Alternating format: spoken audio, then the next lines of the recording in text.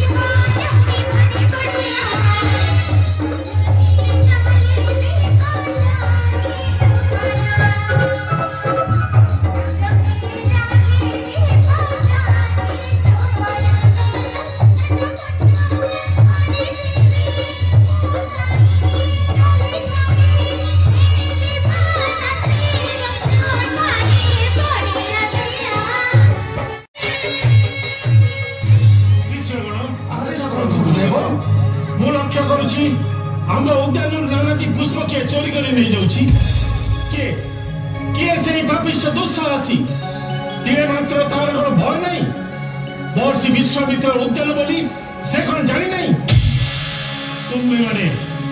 तुम्हें माने यार की सम्मान पाइलो ना गुरुदेव। आमे सत चेष्टा करी मध्य यार कौन से सम्मान पाइलो नहीं। सेठी भाई आमे बहुत दुखित गुरुदेव। तेबे सुनो तुम मान को छड़ा हम उद्यान जदि के पुष्प चोरी करे तेबे तार हस्तपद हम उद्यान वृक्ष बंधन हेबो। मोर आदेश विश्वामित्र वाक्य केवल अन्यथा हेबनी। किंतु गुरुदेव से यदि मनुष्य न होई कोनोसी देवी किमा देवता होइथिबे तथापि ऋषि वाक्य नई अन्यथा देव दानव गंधर्व किन्नर यक्ष रक्ष जे कई हुंतु न काईकी विश्वामित्र वाक्य केबे खंडन हेबो नाही। आस आस शिष्यगण यज्ञ कार्य आरंभ करिबा।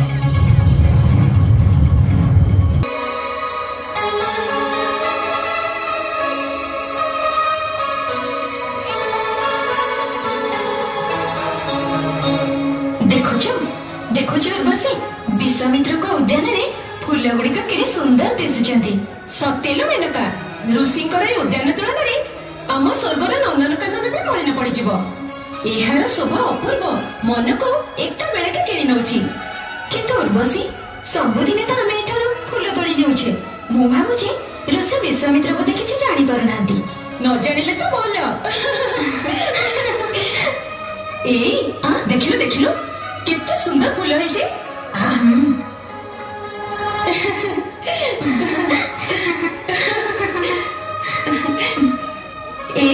देखुଛୁ देखुଛୁ मेनका फूल जे केते सुंदर देखा जाउची। हां नमिता ए फूल गुडी का बहुत सुंदर हेची। देखिलो देखिलो देखिलो एमिता चाहलो हाले झूले फूल दक्षिण बाटे उडुची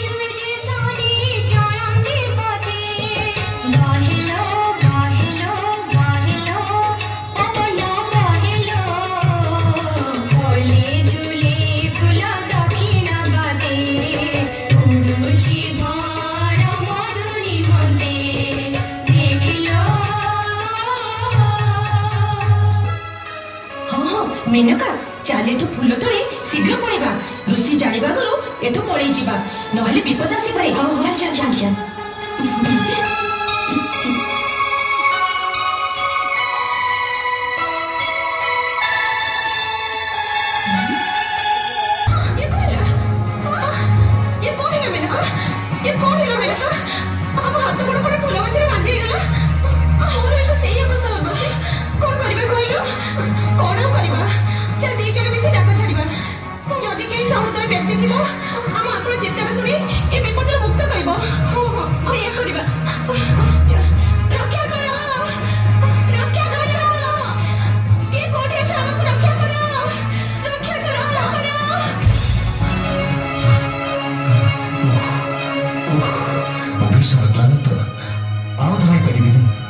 आश्चर्य प्रभु मुझे थर स्वर सम्मान करुच्ची थर लक्ष्यभ्रष्ट हो जाऊँगी कि लज्जा राजा हरिश्चंद्र पक्षे ये लज्जा को शोभनीय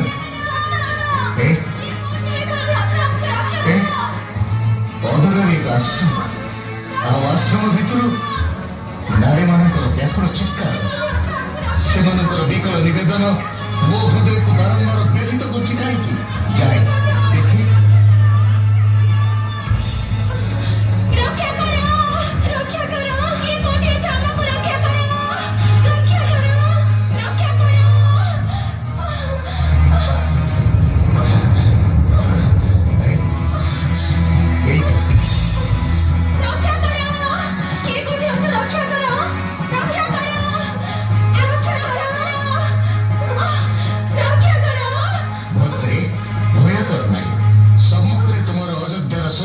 राजा हरिश्चंद्र मो शासनाधीन नारी मान प्रति एपरी विरुद्धाचरण मो निजक लज्जित मन करुच्ची किए से दुर्मति केउ साहस से तुम मान बंधन कर दोषी प्रति कठोर शास्ति विधान करी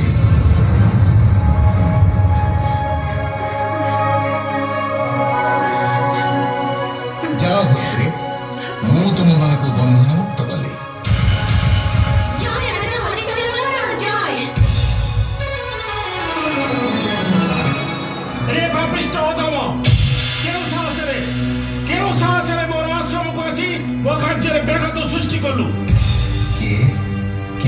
तपस्वी आमे कृतांत स्वरूप विश्वामित्र ऋषि रे बार मत गर्भे अंध होई तू मते अपमान देलु दिक्तर निर्लज जीवन दिक्तर राज सिंहासन शत दिक्तर आज्ञाबद्ध राजदंड धरा नराधम देवता ब्राह्मण प्रति तोर एते है ज्ञान महर्षि ये आश्रम आपणकर बोली मु आदौ जानी नथिली असहाय रमणी मानकर आकुल चित्कार शुणी मु केवल राजार कर्तव्य करी सेमान को बंधन मुक्त करिछि मते क्षमा करंतु महर्षि ता छड़ा दान युद्ध विपदग्रस्त को रक्षा करिबा क्षत्रिय धर्म राजा हरिश्चंद्र काकु दान देव कार सम्मान रक्षा करिवो आ काको संहार करिवो ए प्रश्नर उत्तर तुमे देई परबो पारिबी महर्षि पारिबी सद ब्राह्मण को दान देबा भयातुर को रक्षा करिबा एवं विपक्ष को युद्ध रे विनाश करिबा शास्त्र नियम तेबे पुआ राजा हरिश्चंद्र मु कोन से दानर पात्र नहे ए अधम प्रति एतिकी अनुग्रह करिथिबारु मु आपनक निकट रे चिरकृतज्ञ महर्षि मागंतु मागंतु तपिश्रेष्ठ मु सर्व देवदेवी को साक्षी रखी त्रिवार सत्य करुचे आपण जहाँ मागिबे मु ता अकुंठ चित्तरे आपण को दान करिबी तेबे सुन राजा हरिश्चंद्र जेबे नरनाथ कलु तू ही सत्य असत्य आउ न हुओ आहे राजा ससागरा तोर सप्त दीप मोहि जे क्षणी आंभ पूजिय आहे राजा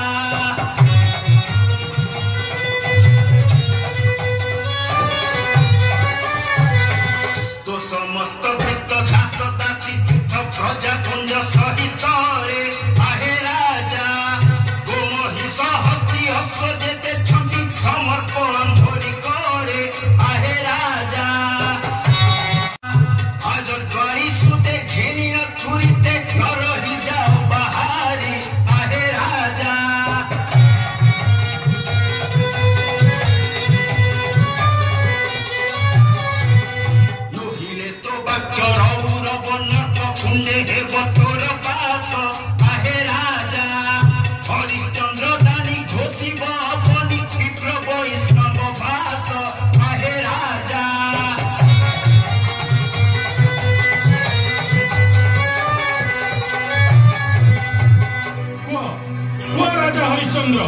सब दान मते देई परिबो? निश्चय पारिबी महर्षि, निश्चय पारिबी। निजर सत्य मु निश्चित भाव पालन करी। शुणी कुतार्थ हेली राजा, एबे जाओ सत्य रक्षा करी निजर शपथ पूर्ण कर।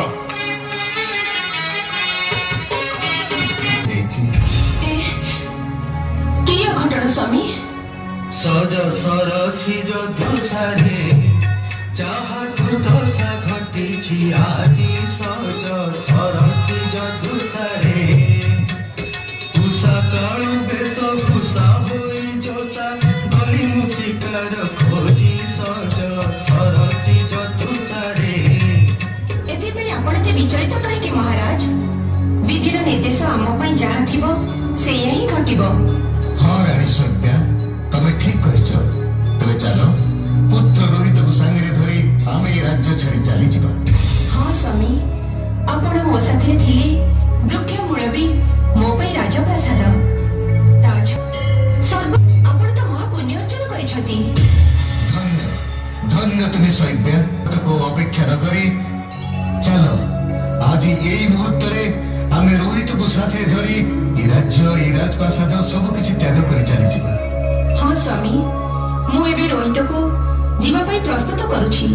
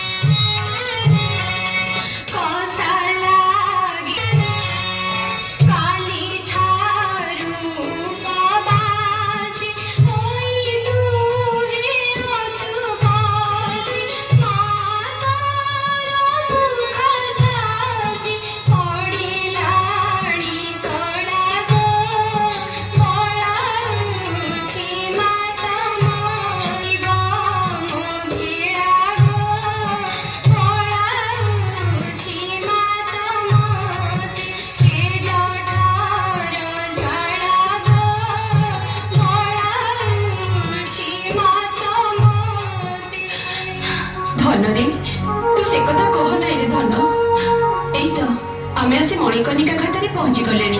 पिता आपण एई घाटरे बसी केते केते ब्राह्मण आ दिन दरिद्र को दान देउथिले ना? बाबुरे सब धन संपत्ति पर ऋषि विश्वामित्र दान भावरे नै जाइछन्ती। मो पाखरे अछि कोन केवल एई भिक्षा झुरिटी छडा मो पाखरे किछि नै रे बाबू। जय काशी विश्वनाथन करो जय, जय महारानी हरिश्चंद्रन करो जय, जय मणिकर्णिका ब्राह्मण समिति रो जय। विजय मु एखणी राजा हरिश्चंद्र नुहे, मु आज तीर्थर जड़े तीर्थयात्री मात्र। मोर सकल संपत्ति ऋषि विश्वामित्र हस्ତରେ दान दे मु आज दीन दरिद्र निस्व भिखारी हो जाइछि। पिता ब्राह्मण माने को खाली हाथ फेरै दियंतु पिता, एई नियंतु मो बेकर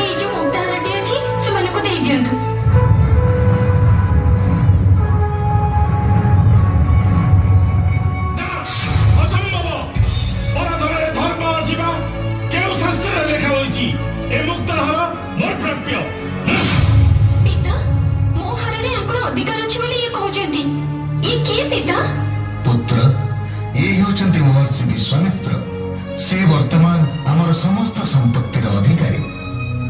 महर्षि मोर प्रणाम केना करंतु महर्षि।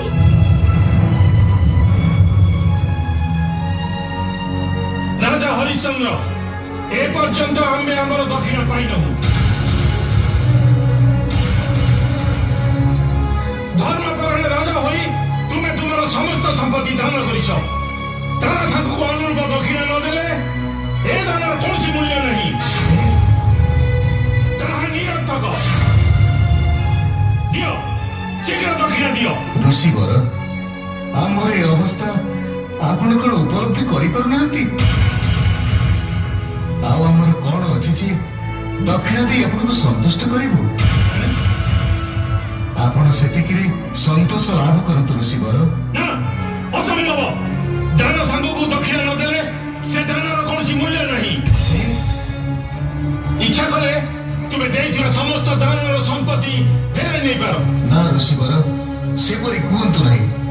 अनुमति देले आपणक तपोवने रही आपणकर सेवा करी सेई सेवारे आपणकर दक्षिण परिशोध करिबी। ता मध्ये असंभव। आम्बे सामान्य भिक्षासी आम्बर दास दासी प्रयोजन नहीं। हाँ तुमे जदि एभली चिंताधारा मन आनिछ तेबे से सेवा को अन्य को विक्रय करी आम्बर दक्षिण स्वरूप 1,000 स्वर्ण मुद्रा देई तुमे ऋण मुक्त हो। जा करिब शीघ्र कर। मु अपेक्षा करि परिबि नहीं। हाँ आज सूर्यास्त पूर्व तुम्हें जदि दक्षिण न दियो ताले मु तुमको अभिशाप देबे। मु वर्तमान आसुची। स्वामी ऋषिंक अभिशाप रे आमर अमंगल घटिब। ऋषिंक निकटर ऋणमुक्त हेबा पई मोर गोटे छोट कथा रखिबे। कुहराणी निश्चय रखिबी। स्वामी मते दासी भावरे अन्य को बिक्री कर दियंतु। शैव्या ए विपद समय अन्यर दासी हेबा पई मो मनरे तीरे हेले भी दुख नहीं कि कुंठा भी नहीं। स्वामी एक ही असंभव कथा कहूछ रानी। अयोध्यार पाटराणी हेबो अन्यर दासी। लक्ष लक्ष दासी पारिवारिक गहनारे ऐश्वर्य विलास रही दुख कौन जी जानी ना कि अथच तुमे कहूच तुमे हेबो अन्यर दासी। दासी होई अन्यर जातना सहिब ताहा पुढे मु वंचित होतो। हे भगवान घरे दासीर प्रयोजन थिले उपयुक्त मूल्य दे मो स्त्री को किणी नियंतु। हे काशीवासी गण जा घरे दासीर प्रयोजन अछि उपयुक्त मूल्य दे मो स्त्री को किणी नियंतु। हे काशीवासी गण गा घरे दासीर प्रयोजन थिले उपयुक्त मूल्य दे मो स्त्री को किणी नियंतु। किए क्या बिक्री करिब? मु बिक्री करिबी। मु काई किए दासी हबो? द्विजवर मु क्षत्रिय रमणी नाम मोर शैव्या। स्वामी मोर ऋणमुक्त हेबा पई मु निजको बिक्री करूछि। आपण मते जेउ कामरे लगाइबे मु ता आनंद मनरे करिबी। तमर मूल्य केते कहिला? गोसेई 1,000 स्वर्ण मुद्रा देले स्वामी मोर ऋणमुक्त हेबे। आपण सेतिकी दियंतु। कोटे कृतदासीर दाम एते बेसी? मो पाखे 500 स्वर्ण मुद्रा ठारो अधिका काणी कोडुठी भी नहीं। जदि एतिक राजी थाओ तबे आस नले तमे एथा मु जाउची। गोसेई मो मां को साथे मते भी किणी नियंतु। गोसेई मो मां को छाडी मु कोठी भी रहि परिबिनी। ना बाबा ना तू मोर एमती को काम लागु जे मु तते देखि जिबी। मु तो बिना मूल्य ने नहीं चलंतु। गोसेई अरे बा खासा कथा कहू तो बालक। तते नहीं मु मागणारे पेटे पेटे खाइबा को देबी तू घर खाइ के गोडा आगे देइबू। नहीं गोसेई मु आपण को ठाकुर घर को सब दिन फूल तोड़ी आनी देबी। ता छडा मु केबे भी पेट पुरी खाइबिनी। आपण जेतिकी देबे सेतिकी खाइबी। कहू जदि चाले ए नियो 500 सुना मोहर गणी की नियो आ मा पोतु हे मो संगे चलो। स्वामी हमको भी विदाई दियंतु। स्वामी शैव्या रोहित तमे माने सत्तरे कोन मते छाडी चली जाउछ। धैर्य धरंतु स्वामी धैर्य धरंतु। पंजरी को खाली पके मो प्राण पके को कुआडे धरि दउछ दिज बल। ए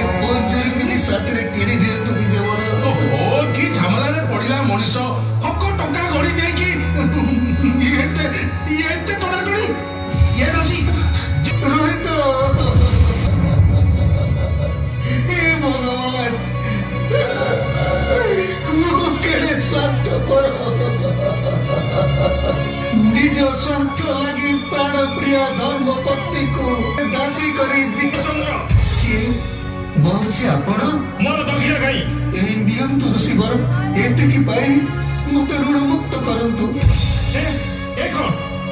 एक 100 स्वर्ण मुद्रा परिवर्ते मात्र 500 देउछ स्त्री को विक्रय करी मु मात्र एते की पाइली एते की ग्रहण करी मते ऋण मुक्त करंतु महर्षि तुम स्त्री तो तुम अर्धांगिनी तुम संपत्ति अर्धेक देछ बाकी अर्धेक तो तुम्हें निजे अछ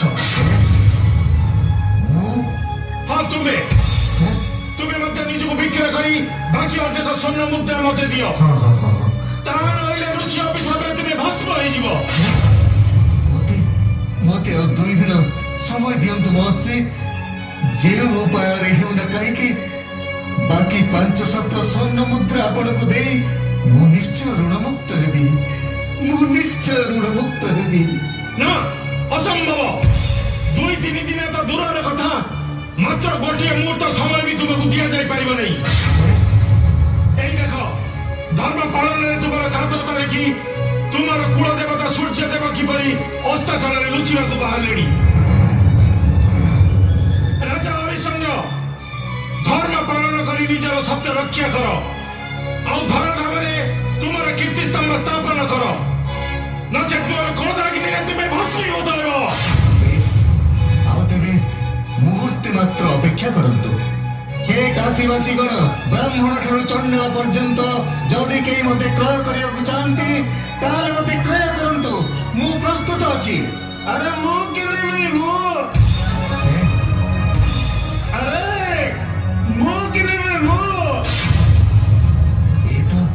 ये तो जड़े चंडाल कहीं एटी के बड़ा चक्कर हमर कोन दला कोड़े गला से आ नीरव काई कि राजा क्रेता तो उपस्थित कोन नीचे जाति बोली भय करछ महर्षि मु अंकुरी देश हेबी हां मोर देश मु जाति रे चंडाल तू जतो निजको बिक्री करियो बोली घोषणा कलु सेतबेला कोन चिंता करि नतलु निजे भंडा गौड़ीगर तो कतारे कोन सत नाही ना मु तुमर दास को प्रस्तुत अरे दरमा केते न मु कहिलु मते 500 स्वर्ण मुद्रा रे किनि नियो सेति की देले मु महर्षि को निकट ऋण मुक्त हेबी हो ने भला करी गनिले ने ना असुन तू मोर की काम करी मु जाने की काम दिन रे घुसुरी जराइमु रात रे मणा पड़िमु मसाणी रखिमु बाहरिमु मणा पड़िबी मसाणी जगिबी हां गोटाए मणा को 5 काहण कौड़ी नहीं पड़िमु सेतिरु बटा पाउलाटा उना रे पड़िमु नहीं अरे तो नाडा कोन कहलु मोना मते हरिया बोली डाकिबो हो मो सागरा महर्षि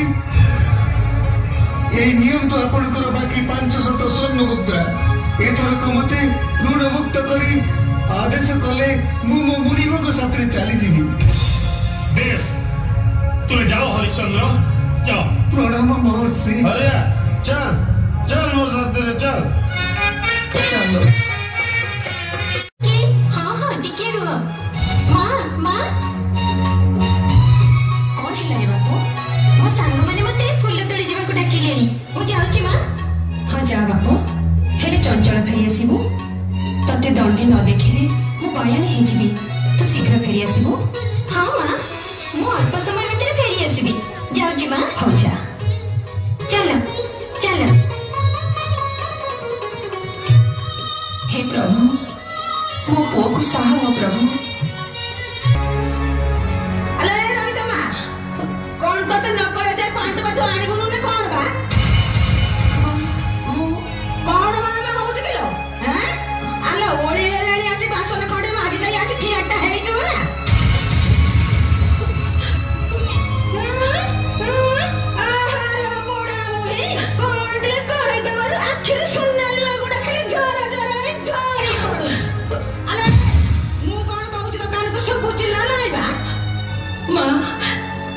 ମୁଣ୍ଡରେ ପାଣି ଭର୍ତ୍ତି କରିଦେଇଛି। ଘର ଦ୍ୱାର ପିଠା ସାଙ୍ଗେ କରି ପକେଇବୁ। ତମେ ତାଙ୍କ ଉପରେ ଏତେ ଘର ଘର କାହିଁକି ହଉଛ? ଆରେ ପଡା ମୁଇ ଏଠି ଠିଅଟେ କାଇ ହେଇଛୁ? ଯାଉନୁ ବାଡରୁ ଜାଳ ଗୋଟେ ଗାଡ଼ି ରୋଷେଇ ହବ। ଯାଉଛି ମା। ଆହାଲେ ମୋ କଳା କାଟି ରଣ୍ଡା ଦେଖାଉଛି। ଆଚ୍ଛା ଇଏ ରୋହିତ କୁଆଡେ ଗଲା କି? ମୋ କାନିରେ ବନ୍ଧା ହେଇଛି ନଉନା। ତମେ କଣ ମାୟା ଜାଣିଛ? ନା ମୁଁ ମୋ ପାଇଁ ତମର କାହିଁକି ଏତେ ଦରଦ ଉଛୁଳି ପଡୁଛି ମୁଁ ତ କିଛି ବୁଝି ପାରୁନାହିଁ।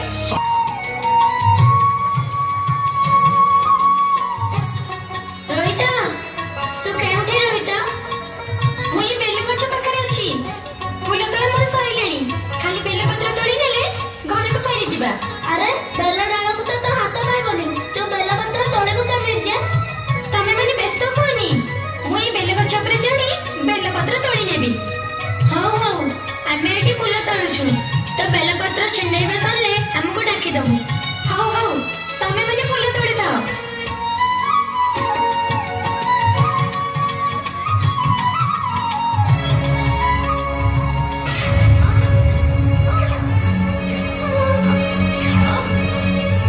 କଣ ହେଲା ରୋହିତ? କଣ ହେଲା? କଣ ହେଲା? କଣ ହେଲା ରୋହିତ? ତୁ ଏମିତି ଭୂଇଁରେ ଛଟପଟ ହୋଇ ଗଡୁଛୁ କାହିଁକି? ମୋ ଗୋଡକୁ କିଏ ଗୋଟେ କାମୁଡି ଦେଲା। ଆରେ ହଁ ସତେ ତ ହେ ସିଆଡେ ଗୋଟେ ସାପ ଚାଲି ଯାଉଛି।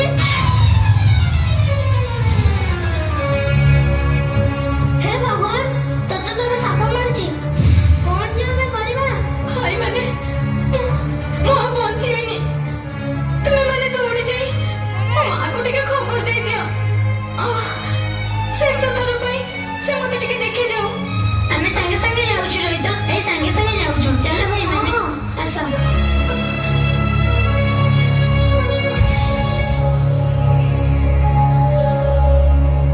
ମାଉସୀ ମାଉସୀ କଣ ହେଲା? ରୋହିତକୁ କଣ ହେଲା?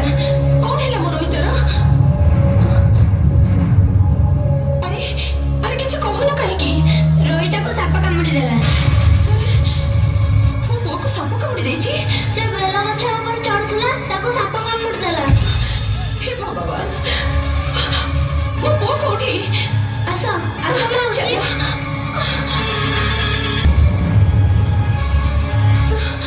କାହିଁ ମୋ ରୋହିତ? ସେଇଠି ମାଉସୀ ସେଇଠି।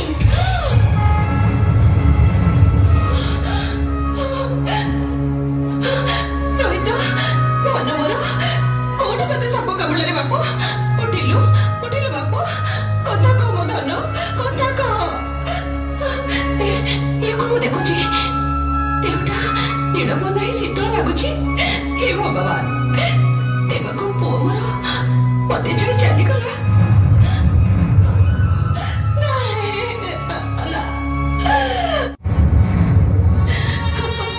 ଏଇ ଅନ୍ଧାର ରାତିରେ କେହି ଜଣେ ହେଲେ ଦେଖାଯାଉନାହାନ୍ତି। କଣ କରିବି? ଏକାଶୀ ଘାଟରେ କେମିତି ମୋ ପୁଅର ଶବଦାହ କରିବି? କିଛି ମତେ ବୁଦ୍ଧି ବାଟ ଦିଶୁନି। କାହିଁ ଏ ମଶାରୀ ଘାଟରେ କେହି ତ ଦିଶୁନାହାନ୍ତି। କଣ କରିବି? କାହାକୁ ମୁଁ ଦୁଃଖ ଜଣେଇବି? କିଏ ମୋର ସାବ? ଏ କାନ ଦିଟା ମୋର ବଧିର ହୋଇଗଲାଣି। ଦୟା ମାୟା କୃପା କରୁଣା ମୋର କିଛି ନାହିଁ। ଦିଟକୁ ପୋଛି ଦେବାର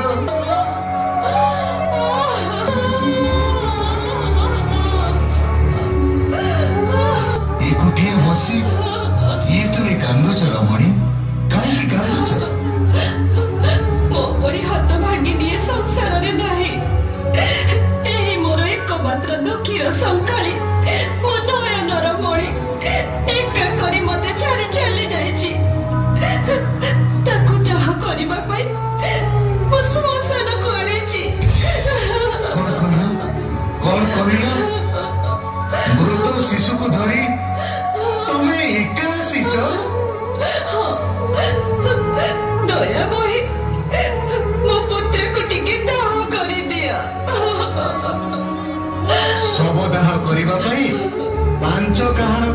ଦେବାକୁ ପଡିବ। ଆଣିଛ? ପାଞ୍ଚ କାହାଣ କଉଡ଼ି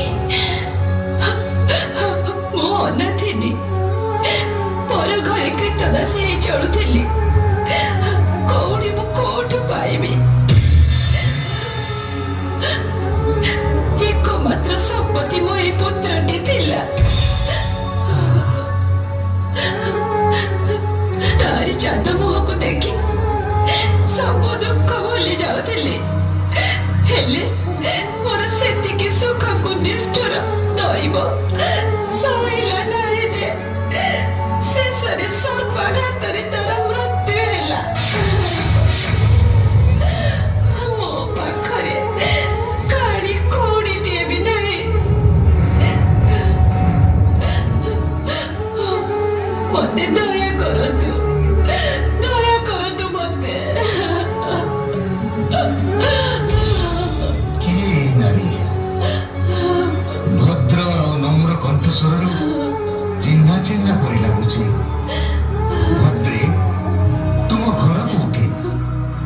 ତୁମର କଣ କେହି ନାହାନ୍ତି? କିଏ ଆଉ ମୋର ଅଛି?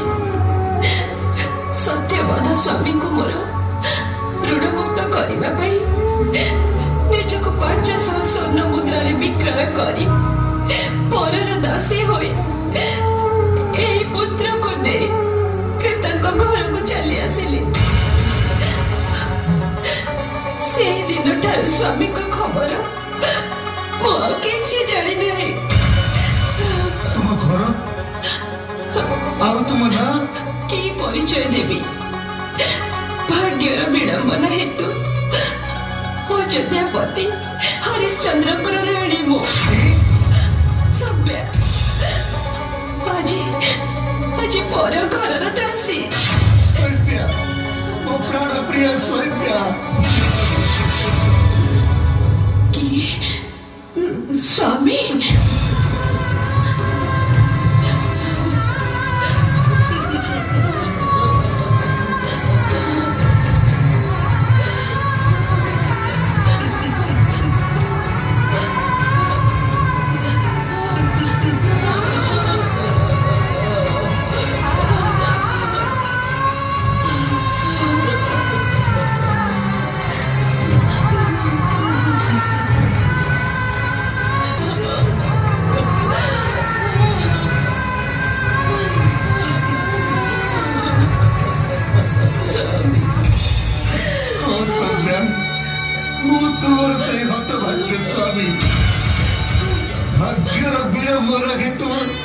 ଅଯୋଧ୍ୟାପତି ସ୍ୱୟଂ ରାଜା ହରିଶ୍ଚନ୍ଦ୍ର ଆଜି ଚଣ୍ଡାଳ ବିଷୟରେ ଶ୍ମଶାନ ରକ୍ଷକ। ଆମ ଭାଗ୍ୟରେ ପୁଣି ଶେଷକୁ ଏଇଆ ଥିଲା ସ୍ୱାମୀ। ବିଧାତା ଏତେ ତୁ ସର୍ପଦଂଶନରେ ମରାଇଲୁ। କହ ଧର୍ମ, କହ କହ। ଧର୍ମକୁ ଦୋଷ ଦେଲେ କଣ ପୁତ୍ର ରୋହିତ ଫେରି ଆସିବ? ତମେ ଠିକ କହିଛ ରାଣୀ, ତମେ ଠିକ କହିଛ। ଦିଅ ରାଣୀ, ମୋର ରୋହିତକୁ ମତେ ଶେଷ ଥର ପାଇଁ ଆଖି ପୁରେଇ ଦେଖିବାକୁ ଦିଅ। ନିଅନ୍ତୁ ସ୍ୱାମୀ, ନିଅନ୍ତୁ। ମନରେ ଆମ ଦିହିକି ଛାଡ଼ି ଏକୁଟିଆ ତୁ ଶାନ୍ତିରେ ରହିବା ପାଇଁ ଚାଲିଗଲୁ। ରାଣୀ, ଆଉ ଏ ଜୀବନ ରଖି ଲାଭ କଣ? କି ସୁଖ ଭୋଗ କରିବା ପାଇଁ ଆଉ ବଞ୍ଚି ଜାଣି ସେ ଅଗ୍ନିରେ ପୁତ୍ର ରୋହିତକୁ ଧରି ମୁଁ ପ୍ରାଣାହୁତି ଦେବି। ତୁମେ ଏକା କାହିଁକି ନିଜର ପ୍ରାଣାହୁତି ଦେବ ରାଣୀ? ଏ ଜୀବନକୁ ରଖି ଆଉ କି ପ୍ରୟୋଜନ? ଆସ ଆସ ଆମ ପୁତ୍ରର ଚିତାଗ୍ନିରେ ତୁମେ ଆଉ ମୁଁ ଉଭୟ ନିଜକୁ ଆହୁତି ଦେବା। ରାଣୀ, ପୁତ୍ରକୁ ଧର। ମୁଁ ଯାଇ ଚିତା ପ୍ରସ୍ତୁତ କରୁଛି।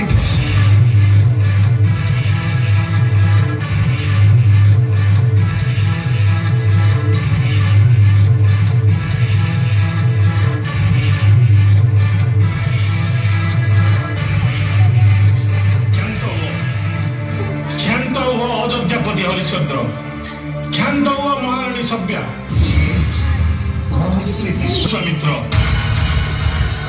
ପରିହାସ କରିବା ପାଇଁ ଆଉ କାହିଁକି ଆସିଛନ୍ତି ମହର୍ଷି? ଆଉ ଆମଠାରୁ କି ଦାନ ନେଇ ତୃପ୍ତ ହେବେ କୁହନ୍ତୁ? ଆମ ଦୁହିଁଙ୍କର ଜୀବନ ଦାନ ନେବେ? ନା, ଜୀବନ ନେବା ପାଇଁ ଆସି ନାହିଁ ରାଜା, ଦେବାକୁ ଆସିଛି। ମହର୍ଷି, ପରିହାସ ଆଉ କରନ୍ତୁ ନାହିଁ ମହର୍ଷି। ରାଜା ହରିଶ୍ଚନ୍ଦ୍ର ଜୀବନରେ ଯିଏ ଅମାବାସ୍ୟାର ଅନ୍ଧକାର ଭୋଗ କରେ ସେ କଣ ପୂର୍ଣ୍ଣିମା ଜନର ଶୀତଳ ସ୍ପର୍ଶ ଉପଭୋଗ କରିବ ନାହିଁ? ମହର୍ଷି, ମହର୍ଷି ସୂର୍ଯ୍ୟ ବଂଶର କୀର୍ତ୍ତିମାନ ସୂର୍ଯ୍ୟ ରାଜା ହରିଶ୍ଚନ୍ଦ୍ର, ଧନ୍ୟ ତୁମର ଜୀବନ, ଧନ୍ୟ ତୁମ ଦାନର ମହିମା। ମାନବ ଦେହ ବହି ଏଭଳି ମହତ୍ ଦାନ ଦେଇ ଯେଉଁ ତ୍ୟାଗର ପରାକାଷ୍ଠା ତୁମେ ଦେଖାଇଛ, ତୁମେ ଚିର ପୂଜ୍ୟ ହୋଇ ରହିବ। ତୁମର ପରୀକ୍ଷା ଶେଷ ହେଇଛି ରାଜା। ପରୀକ୍ଷା? ତୁମେ ଆଜି ଜଗତରେ ଅକ୍ଷୟ କୀର୍ତ୍ତିସ୍ତମ୍ଭ ସ୍ଥାପନ କରିଛ। ଧରାଧାମରେ ତୁମେ ଧର୍ମ ରକ୍ଷା କରି ଆଜିଠାରୁ ଧର୍ମବୀର ଦାନବୀର ହରିଶ୍ଚନ୍ଦ୍ର ନାମରେ ଖ୍ୟାତ ହୋଇଛ। এই নিয়ে এই মন্ত্র জল রোহিতর মস্তকে সিঞ্চি দেলে সে পুনর্জন্ম লাভ করিব।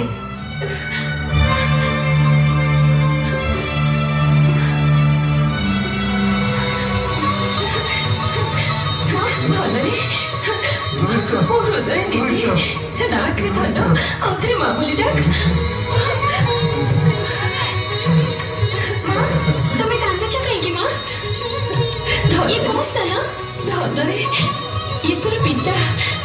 ଭାଗ୍ୟର ବିଡ଼ମ୍ବନାରେ ସେ ଆଜି କାଶୀଘାଟ ଶ୍ମଶାନର ରକ୍ଷକ। ପିତା ରୋହିତ, ରୋହିତ, ରୋହିତ। ଧନ୍ୟ ରାଜା, ଧନ୍ୟ ରାଣୀ, ଧନ୍ୟ ତୁମ ଦାନର ମହିମା। ରୋହିତ, এই ଋଷିଙ୍କର ଆଶୀର୍ବାଦରୁ ତୁ ଆଜି ପୁନର୍ଜନ୍ମ ଲାଭ କରିଛୁ। ତାଙ୍କୁ ପ୍ରଣାମ କର ପୁତ୍ର। উঠ উঠ বৎস, চিরঞ্জীবী হই অক্ষয় কীর্তি স্থাপন কর। রাজা হরিশ্চন্দ্র আদেশ করন্তু মহর্ষি। আজি আনন্দের এই মিলন মুহূর্তে যদি মোর তপর কিছু প্রভাব থাকে, এই অখণ্ড মণ্ডলের যদি ধর্মর প্রভাব থাকে, তেবে মু এখানে ঘোষণা করুছি অন্তিম কালে তুমি দুই রাজা রানী সশরীরে স্বর্গ গমন করিব। যাও, ସମସ୍ତେ ପବିତ୍ର ଗଙ୍ଗା ନଦୀରେ ସ୍ନାନ କରି ଆସ। ଆଜି ତୁମର ସିଂହାସନରେ ତୁମର ଅଭିଷେକ ଉତ୍ସବ ଆଉ ଥରେ କରାଯିବ।